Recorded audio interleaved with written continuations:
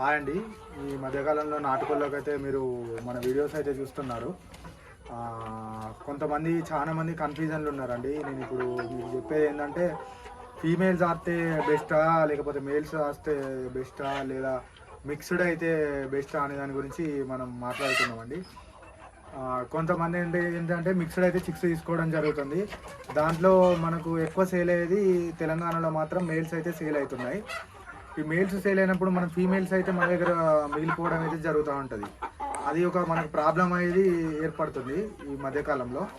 అయితే నేను ఆ ప్రాబ్లం రాకుండా దీంట్లో మనకు షెడ్కి సంబంధించి వివరాలను బట్టి మనం ఏది వేసుకుంటే బాగుంటుంది అనేసి అయితే నేను చెప్దాం అనుకుంటున్నా. మనం ఒక 1000 బర్డ్స్ గురించి అయితే ఈరోజు మాట్లాడుకుందాం. మనం ఒక 1000 బర్డ్స్ మార్కెట్లో మనకు చిక్స్ వచ్చేసి 30 నుంచి 35 రూపీస్ మధ్యలో నడుస్తుంది. మేల్స్ అయితే 40 నుంచి 45 రూపీస్ మధ్యలో నడుస్తుంది. ఒక 10 రూపీస్ మార్జిన్ మీద ఈ చిక్ అనేది నడుస్తుంది. ప్లస్ మళ్ళీ మేల్స్ ఎక్కువ శాతం మనకు ఫీమేల్స్ అయితే బయట మార్కెట్లోనైతే సేల్ లేదు. దాని గురించి మనం ఏ విధంగా చెప్దాం అనుకుంటే, షెడ్ చిన్నగా ఉండి ఎక్కువగా బల్క్ కోళ్ళు వేసుకునే వాళ్ళు అయితే మాత్రం మిక్స్డ్ వేసుకుంటే బెటర్ ఆప్షన్ ఉంటుంది.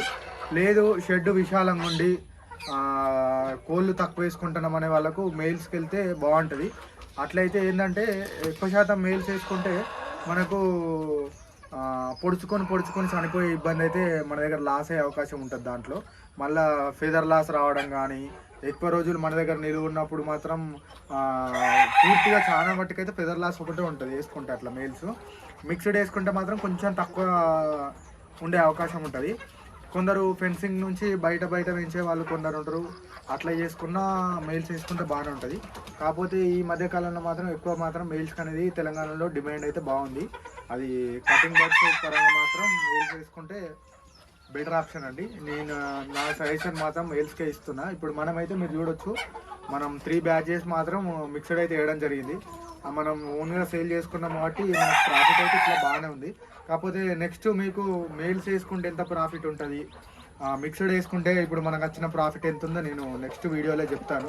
కాకపోతే మనం మేల్స్ వేసుకుంటే మన షెడ్ చిన్నగా ఉంది కాబట్టి మనం మేల్స్ వేసుకుంటే కొంచెం ఇబ్బంది అవుతుంది అని అనుకుంటున్నా. అయినా సరే మనం మేల్స్కి అయితే పోదాం. నెక్స్ట్ వేసే బ్యాచ్ మేల్సే వేస్తున్నాను నేను. మన ప్రాఫిట్ వచ్చేసి మేల్స్లో ఎట్లుంటుంది, ఫీమేల్స్లో ఎట్లుంటుంది అంటే, మనం మేల్ అయినా ఫీమేల్ అయినా పెరిగేడు బట్టి దానా తీసుకోవడం జరుగుతుంది. కాకపోతే 90 డేస్ 100 డేస్లో ఫీమేల్ వచ్చేసి 800 గ్రామ్స్ వరకే పెరుగుతుంది. మేల్ వచ్చేసి మనకు 1 kg 1.1 1.2 అంటే కిలో మీద 100 గ్రాములు, కిలో మీద 200 గ్రాములు అయితే రావడం జరుగుతుంది. మనము ఒకటేసారి మేల్ను ఫీమేల్ని అమ్మలేకపోతున్నాం. ఆ సైజు ఈ సైజుకి వచ్చే వరకు మేల్ తీసుకెసుకుపోతారు, ఫీమేల్ అనేది మిగిలిపోతూ ఉంటుంది. అట్లా ఇబ్బంది పడకుండా ఉండాలంటే మనం కంటిన్యూస్గా ఫీమేల్ 100 kg 100 గ్రామ్స్, మేల్ వచ్చేసి 1.5 దాకా షెడ్లో ఆపాల్సి ఉంటుంది. అప్పుడు మనకి ఏమవుతుందంటే ఎక్కువ దానా పెట్టే అవకాశం అయితే రావడం జరుగుతుంది.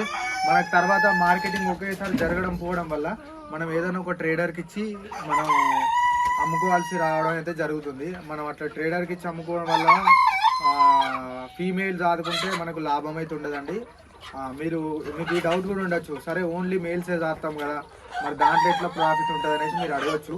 దానికి కూడా నేను పూర్తిగా చెప్తా. మనం 40 రూపీస్ పెట్టి చిక్ తీసుకొస్తే మనకు 100 డేస్లో 1.1 kg వస్తుందండి. 1.1 1.2 1.3 దాకా రావచ్చు 100 డేస్లో. 1.3 యావరేజ్ వెయిట్ వేసుకున్నప్పుడు మనం ఒక ట్రేడర్కి ఇచ్చుకునే అవగాహన అయితే ఇది నేను బాగుంటుంది. ఇది మేల్స్ పెంచుకుంటే ట్రేడర్ వచ్చేసి మన దగ్గర 210 నుంచి 220 230 వరకు అయితే బయట మార్కెట్లో నడుస్తుంది. మనకు కేజీ వచ్చేసి మనం యావరేజ్గా 220 వేసుకున్నాం అనుకో, మనం చిక్ దగ్గర నుంచి 200 వరకు ఖర్చు చేస్తాం ఒక కోడి పెరిగేంత వరకు. మనకు అది 1.3 యావరేజ్ వెయిట్ వచ్చింది అనుకో, మనం 1.3 వస్తే మనకు ఎంత వస్తుంది, 200 kg అమ్మినా కూడా ఈ మీద పావు కిలో ఎంత ఉంటే 60 రూపాయల నుంచి 70 రూపాయల మధ్యలో మనకు మిగలడం జరుగుతుంది.